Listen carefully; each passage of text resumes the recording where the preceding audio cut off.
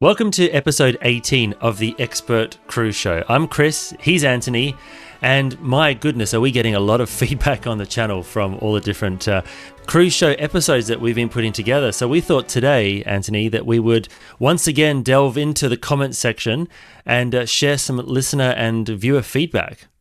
Yes. Isn't it amazing that we've done 17 episodes? That's like... Yes. Nearly 17 hours of listening to us droning on about cruise ships. The great thing about it, and people who are cruise fanatics will know that the whole process of cruising is entirely addictive, and the moment that you finish one cruise, that's why they have the future cruise office on board, right? Because people are so like, this is great, that they can't wait to book another one. And as I've said before, the post and pre-analysis of your ship, your cabin, your itinerary, the history of the cruise line, the history of the ship itself, we will never run out of things to talk about. So I'm very grateful that people are realize that there is that this whole thing has legs. I found it funny on that point that you were just saying there, like on the Queen Anne's maiden voyage, for example, on board the ship on the first day in Southampton, and there were literally people in the future booking office ready to book another cruise on their next Cunard ship. And I do have a memory back from when I was on Enchantment of the Seas, which we did touch on a little bit in the last episode, in episode 17, when we talked about Royal Caribbean. But the cruise director on the last night of that trip, they did a big sort of show, and then the cruise director and a number of the senior cruise staff came out onto the stage to have a little bit of a chat, just to thank us all for being on the ship. And she said that the best thing about your cruise coming to an end is that you get to go home and plan the next cruise. And that's always sort of stuck with me, is that like, even though their voyage is over, there's always the hope for another one. I wish I could put my finger on what it is. Because, as you know, for me, it's not just about the cruise itself, it's getting the deal. And, I've just got a deal for another Royal Caribbean trip that I just booked that might be my best deal yet. And this is what's so incredible, is that, just when you thought you got the best deal, another deal comes along. And I am of the opinion, and I think it has something to do with the politics in the US at the moment, and tourism is down. People don't want to have their phones confiscated at the airports or be frisked or, who only knows what.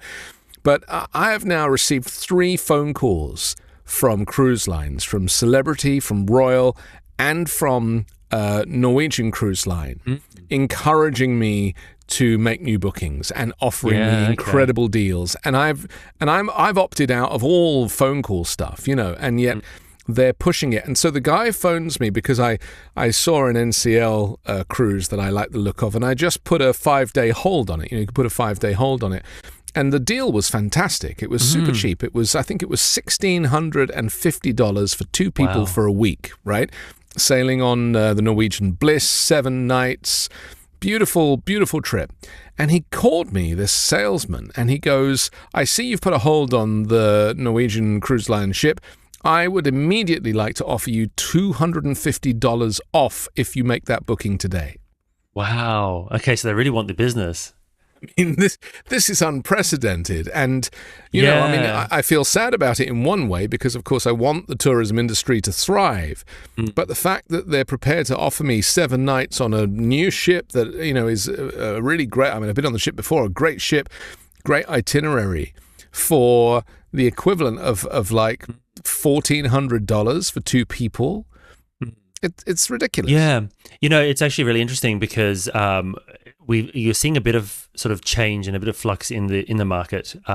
Like, for example, there was a lot of media interest last year when Cunard announced that Queen Elizabeth's going to be based out of Florida and doing extended seasons out of Florida. She had a big refit in Singapore to prepare her for this new life. And after the one season, which isn't even complete yet, they're now going to be repositioning her back to the Mediterranean. And in Australia, we've seen a decline in the number of cruise ships here because, they've cited, operational reasons and the cost of, sailing to Australia and the cost cost of port berthing fees here. But just this week, Princess Cruises has announced that from 2027, they're going to have one of their Grand Class ships based on the West Coast, which is, of course, is like the Perth and Adelaide market, which is not a very big market, but it's a 100,000 ton plus ship, which I don't think people were expecting when you saw this decline in the number of ships here. So with things becoming more challenging for people to travel in the United States, those ships are going to have to go somewhere, and we might start to see other markets open up. Well, I've heard on the grapevine that Miami is struggling a bit. I mean, to the extent that they have too many ships and, so much inventory and not enough passengers now. And that is problematic, because a lot of these lines have invested heavily in ships. I mean, Royal, as you know, they just brought out the second Icon class ship. They've got their final Oasis class ship just showed up. I mean, these things don't come cheap. And if they want to pay off their debts, they need to be selling and sailing these ships in full capacity. So it is going to be interesting to see how this plays out over the coming weeks and months. But, absolutely, I've been talking to a lot of Europeans about this, and not a single person that I've spoken to wants to come to America right now. A lot of people are emigrating. I mean, people that can get out are getting out. People that have ancestry with passports, potential passports. I was speaking to someone today who has Croatian grandparents, and Croatia's in the EU, and they're like, well, I'm going to apply and try and get citizenship, and then I can live in one of 28 countries in the European Union. Wouldn't it be strange, Anthony, if it went full circle and the cruise ships started to be operating as line voyages to get people to immigrate eastbound back to other Europe? direction? It would be so very strange, wouldn't it? But our listeners and our viewers, they have lots and lots of feedback about basically the way that cruising is operating now and their thoughts on cruising. Are you interested in seeing a few of them? Oh, 100%. I mean, last week we spoke about my Royal Caribbean Navigator of the Seas trip, which I just did with the family and my wife and the kids and the grandmother and the godmother. I mean, it was a whole troop of us. And Peter messaged, didn't he? And he said, yes, loved this episode, can totally relate with our own family. We have our favourite ship for the kids, which they love, which is the Carnival Splendor. They know it so well, where everything is, how it operates. It began our family love for cruising, which we now vlog. Thank you, Peter Schultz. Yeah, no doubt you'll be subscribing to their channel because you just love the vlogs. Obsessed with the blogs. The point that he's making, which is what we said last week, is that we've been on the Navigator of the Seas 5 times now, and we're going to be going again next year because I've made that super cheap booking. And the kids are growing in increasing confidence getting around the ship. And if we were switching between ships all the time, they wouldn't really kind of find their way in the same way that they have with Navigator, which is such a great ship. Carnival Splendor, I actually did the maiden voyage of the Carnival Splendor. Do you remember that? I think I might have mentioned it before. Yes, you did. And we're going to have a Carnival specific episode in the coming weeks as well, so we can delve into that in a bit more detail, because I'll be traveling with Carnival in October, so we'll do one after that. I just love the idea that people find their favourite ship, especially for families, and they keep going back on it. And when I was thinking about this earlier, I was thinking it's a bit like the equivalent of having a holiday home. Like, do you remember the days before Airbnb that wealthy people would buy a home in Spain that was empty for like 10 months of the year, and they just like saying, "Oh, we have a home in Spain." Well, people don't really do that anymore because Airbnb and the sharing economy enables you to kind of feel like you have a home in Spain or wherever. Yeah. But wouldn't it be fun if, like, you keep going back to the same cruise cabin on the same cruise ship year after year, or even a couple of times a year? Yeah. As we have, and it almost feels like that's your cabin on your yacht, your personal ship. You know what's funny is doing the guest lecturing, you get particularly on Queen Victoria and Queen Elizabeth, there's like a row of 5 cabins that you will be allocated to. And the number of times that I've had 4080 it feels like that's my little home. Like, if you don't get it, it seems really strange not to have that room, because I would say about 80% of the time that's just randomly the one that I've been birthed in on both ships. So it does feel a little bit like you're going back to your little cocoon. It is interesting, isn't it, how we bond with things. I think about this when we go on an aeroplane and we sit in this like tiny little economy seat with a tiny little flip down table, and they give you a tiny little meal that you would never eat on land. If someone was going to give you that meal in a restaurant or somewhere on land, you would be like, So true. take that thing away from me. And yet when you're at 30,000 feet and you get given it with a tiny little, wooden knife and fork and a mousse and a little quinoa salad, and you're like, yum, yum, yum, in the plate, yum, yum, yum, yum, yum, yum. And we bond with the things that make us feel safe. Yeah. Because, psychologically being at sea or in the sky is a bit of a, it's quite difficult for some people to comprehend. And so we hang on to little things that make us feel safe, like bonding with our cruise cabin, even if it's tiny or an inside cabin. We obsess about the minutiae in the same way that we can turn a tiny little 31-inch pitch space on an aeroplane into our luxury suite. Into your little, Speaking of cabins, and particularly on historic ships, a few weeks ago we had an episode all about the original Queen Mary and how she's back and starting to look really, really nice inside when they're doing all this refurbishment work. Office Hours left a message with us a couple of days ago, and he said, you mentioned the cabin class cabins being used for hotel space. I think that was referring to how we were saying maybe more of the ship could be opened up one day, but seemed to have missed that those rooms were all gutted in the late 60s.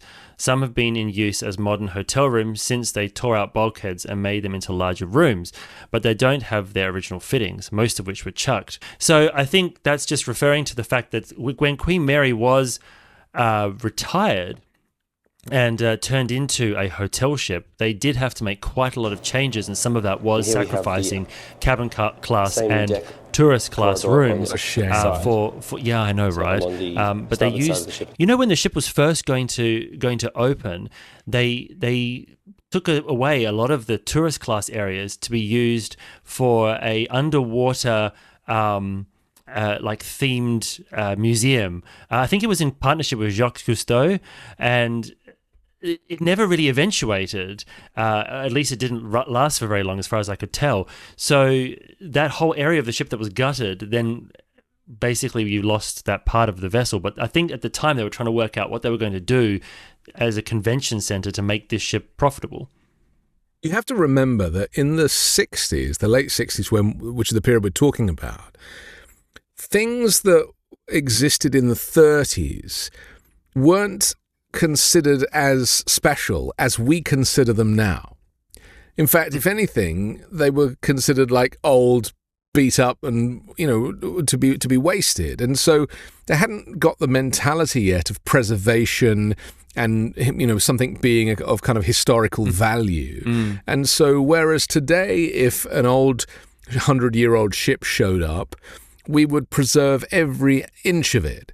But back then, in the 60s, where, plastics were the new thing and Formica and stuff like that, the idea of like maintaining, old wooden bunk beds and stuff probably was the bottom of the list. And of course, they used it for firewood.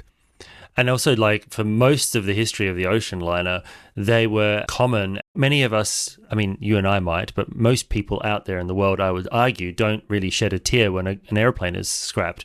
And so we've seen, during the pandemic particularly, you saw fleets of 747s, the most beautiful commercial aircraft arguably that's ever flown, being scrapped because they're just obsolete now. And no one was thinking to themselves, oh, what a shame. But now when you look back and there's none left, Yes. It is kind of, when you see Lufthansa still flying them, it's very rare and you sort of want to get on board.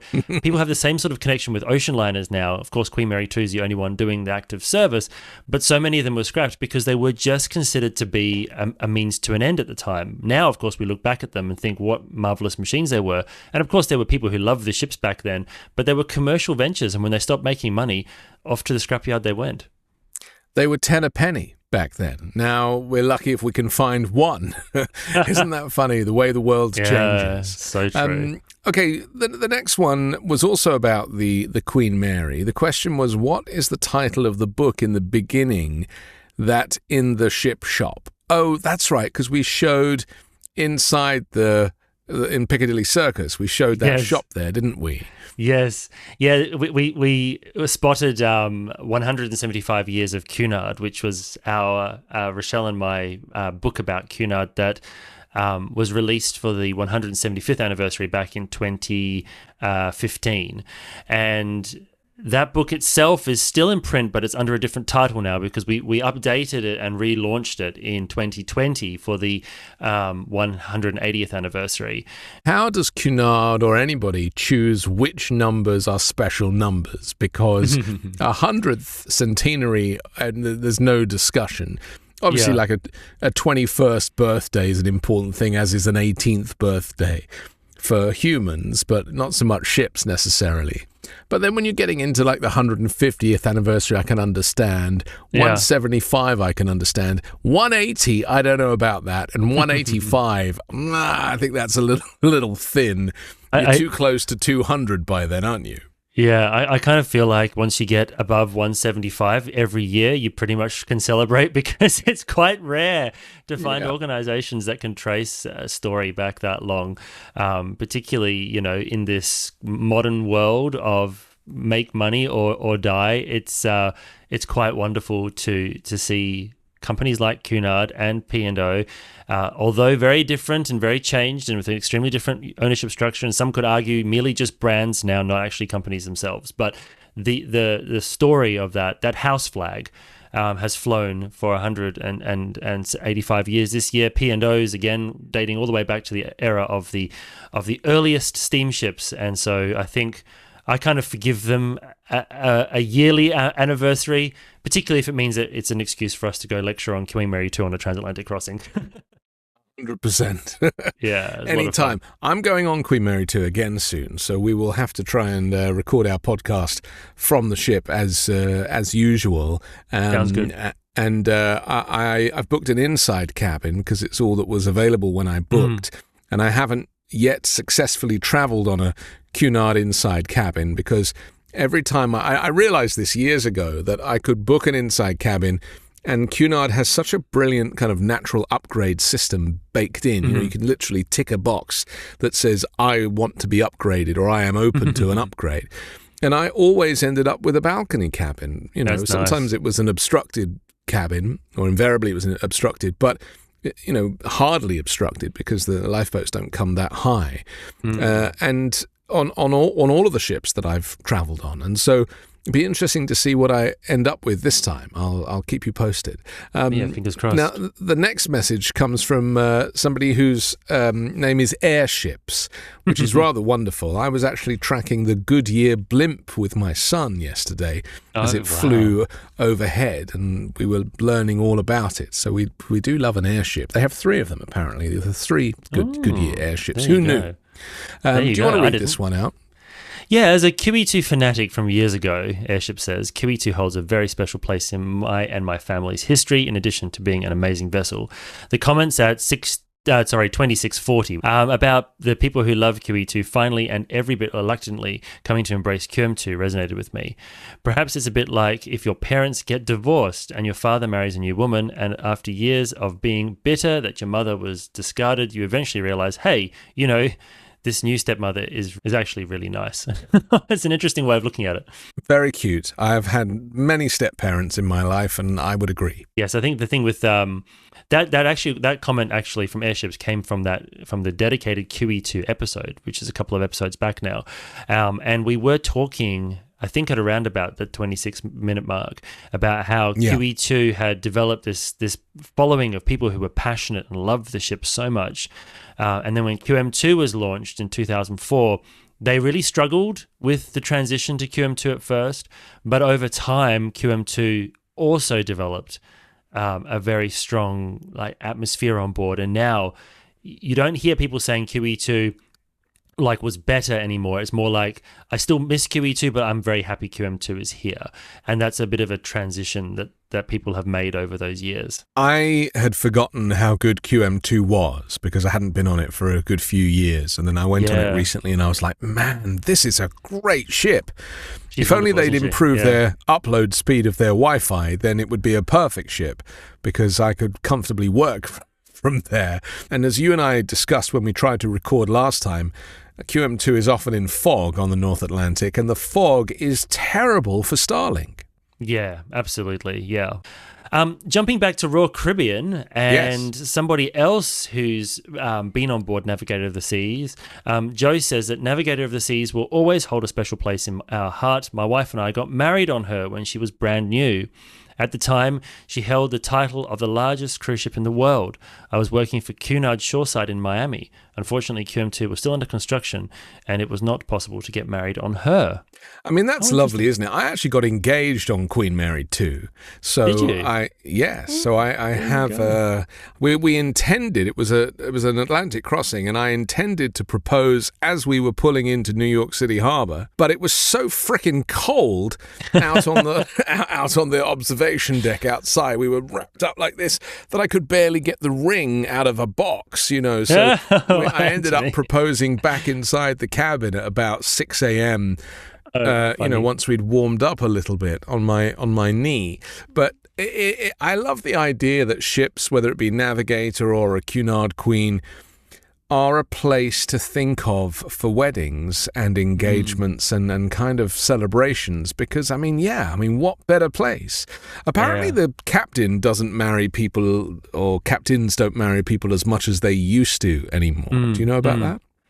Yeah, well, long time ago, the captain sort of had discretion to make sort of bonds like that, could officiate over weddings and that sort of thing. Now it's very much like dependent on which ship and which jurisdiction it's in. One of the many reasons why P&O and Cunard reflagged their ships in Bermuda rather than the UK was the regulation around shipboard weddings happening under the UK flag, much more easy and lenient under the flag of Bermuda. So they did have to make alterations to do that sort of thing. Obviously, wedding and marriage laws are different in every country. So they also, if you're going to book a cruise to get married, you need to make sure that you're ticking the right boxes so that your wedding or your marriage will be, valid when you go back home again. So I think it's a lot more formalized now than what it might have been sort of in the 18th century, for example. I did get ordained a little while ago so I could marry my sister. Not me marry my sister. I married my sister and her fiancé. And it's rather wonderful these days. It's very easy to get ordained online. You just, there's like a website, and it took 2 minutes and it was free. But oh my goodness! Yeah, yes, I'm ordained under some kind of weird internet church, which is kind of brilliant. The next message comes from Emma Cruises, who herself has a very successful YouTube channel and is one of our favourite vloggers. And she was commenting on last week's episode, Why Families Love Royal Caribbean Cruising. And she was referring to that line that I said when people ask me, when I say I'm going on a cruise, they're like, oh, where are you going? I'm like, I have no idea. I literally don't get off the ship. Well, she posted, I have no idea where I'm going. Me too. Isn't that funny? I love the idea that people who love cruises love the cruise, right? Yeah. Travel is great, but it's a bit like when I did Alaska on the Celebrity Edge recently. The stops, like getting off the ship, was not actually as much fun as observing Alaska from that great height. We had a room on deck 9, I think it was, but just seeing Alaska from the ship. And you could argue that seeing the Manhattan skyline is actually better from the ship than it is from anywhere. So not every port is it necessary to get off. And of course, when everyone else is off, you get the ship to yourself. 100%. And Lou Mello seems to agree with you and Emma. I once booked a British Isles cruise with Celebrity and had no idea what ports we were going to. They had a 2-day ticket to the British Open on Saturday and Sunday as a special excursion. So I said sold. Very nice. I mean, that is the joy of cruising. Really, it's the cruising, and I think we certainly got that memo. Hopefully, everybody else did too. Mudelta 4068 posted when we were talking about Princess Cruises, and says a local piano bar opened with a baby grand and an open mic night weekly. I decided to go in and play one night and found it was a cheap electric piano in a gutted baby grand cabinet. A bit sad. Oh, I mean, that's the reality for the modern technology. I found out that even Elton John and people like that, they actually do also play fake grand pianos. Oh, is it? Okay. And yeah. and the piano that they're actually playing is wired up, MIDI connected to all the software, so they get the best sounds. So I hate to burst the bubble of people there, but this is the reality for musicianship these days. In our episode of Is This the World's Best Passenger Ship, referring to Queen Mary 2, we have Mudelta, who has said, how gratifying to hear two experts praising the ship with such gusto. I recently booked my first ocean voyage on QM2 in March 2026. And look, I mean, we were very, very pumped up on that episode, Anthony, because we both just love Queen Mary 2, but also, just being able to share a passion for traveling on an ocean liner in 2025 and literally be able to go on one is such a treat. And as I keep reminding people, it's great value as well. Don't overpay for any of these trips. The right price is around $100 or £130 a night on a cruise. And all the cruises that I kind of keep an eye on, I'm always watching cruise prices. They, if you watch them for long enough, and recently I'm watching a couple of Holland Americas that are actually going to be going within the next 6 to 8 weeks. And sure. I always thought that, towards the end, a bit like airlines, that the cruise prices would go up, but no, the prices seem to be coming down the closer we get to sailing date. You Interesting, just need to isn't keep it? Your eye on them. It's very different to airlines, the way they manage inventory.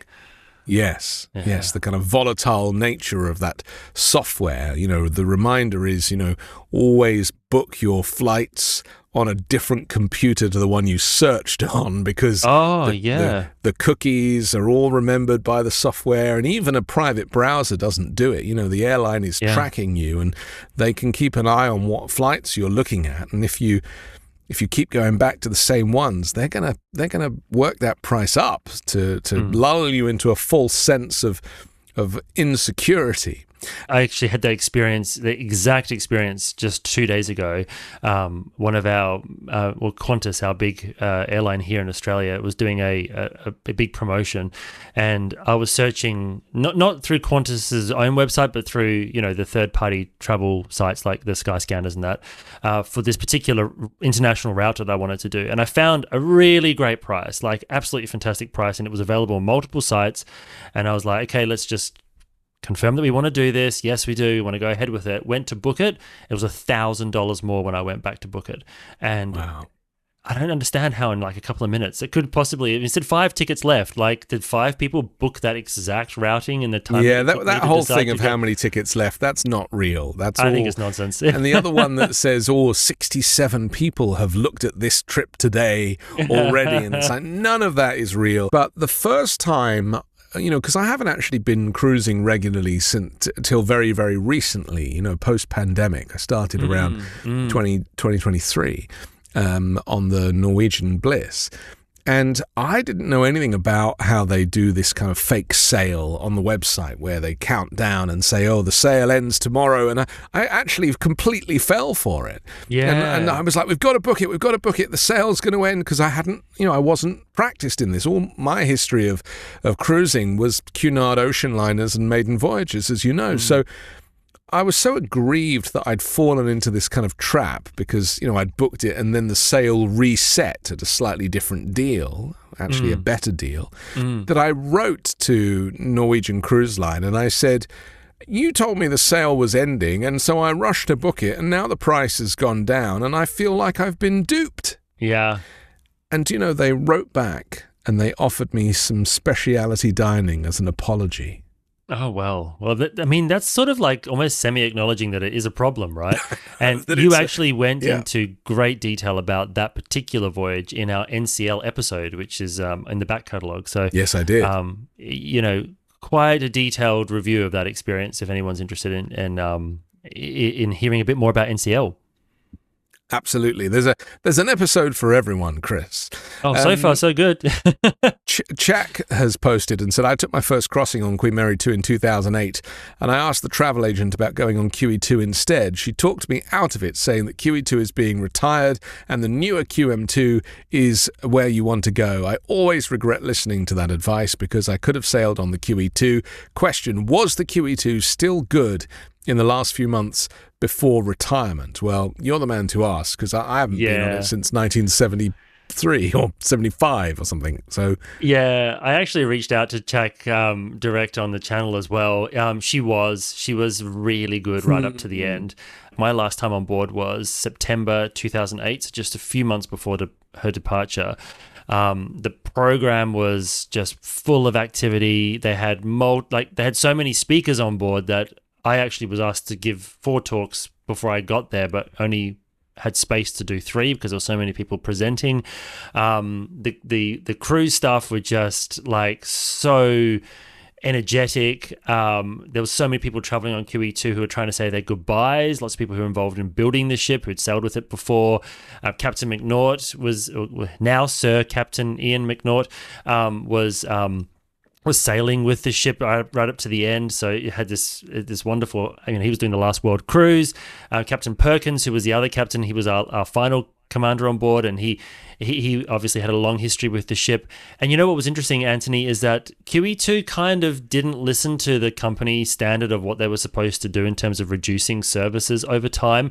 So like, whilst on QM2, you started to see things like the after dinner petit fours being reduced in size and scale, a little bit more in the way of smaller portions in the dining rooms. At QE2 just sort of, it was almost as if they said, no, we're not going to do that. And just kept doing entity. She was her own entity. Probably one of the reasons why they wanted to get rid of her. They just couldn't.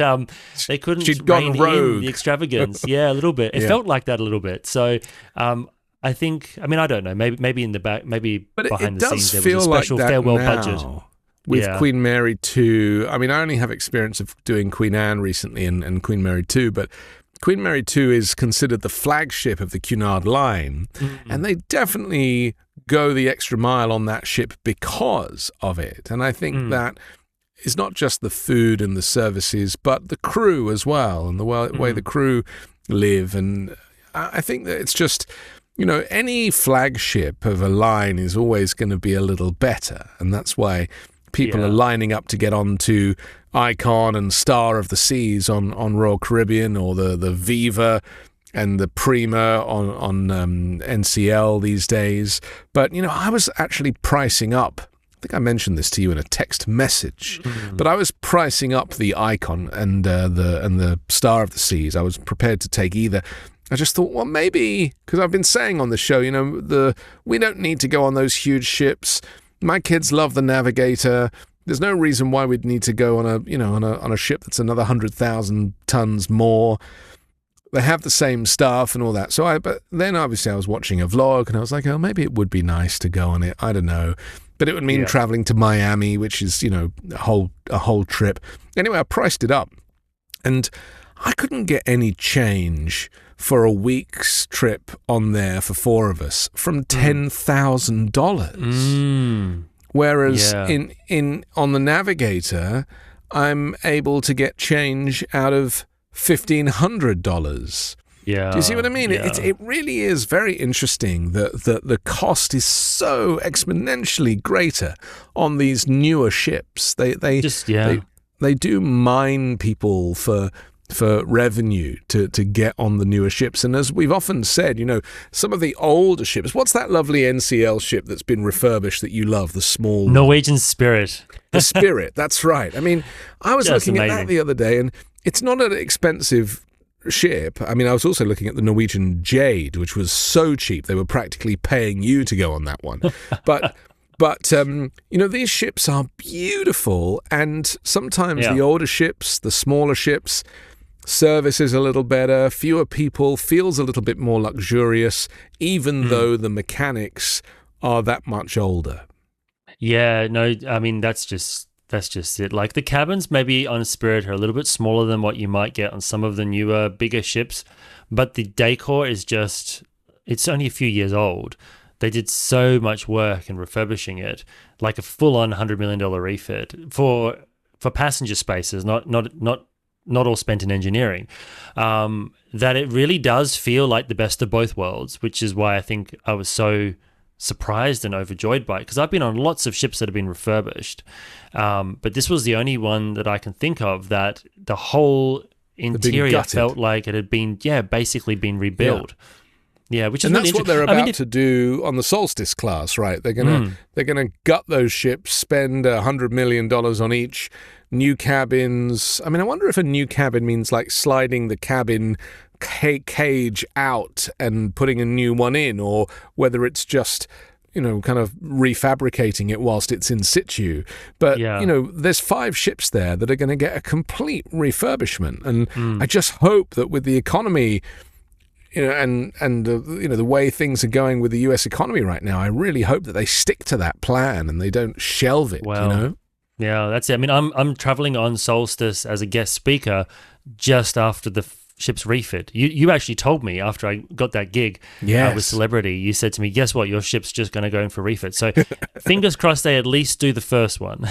Because they'll certainly do the first one, Yeah, there is precedent for refurbishment programs being started and then stopped. I mean, Royal Caribbean, as we mentioned in last week's episode about RCI, they started this program on the Vision class where they were going to extend them, lengthen them, and they only did Enchantment and then never finished the rest of the ships in the fleet. And Enchantment stands out as this unique member of the fleet where she has more length, she has more public spaces, she has more cabins, and she looks a little bit different on the outside. So it's really interesting that they did the one.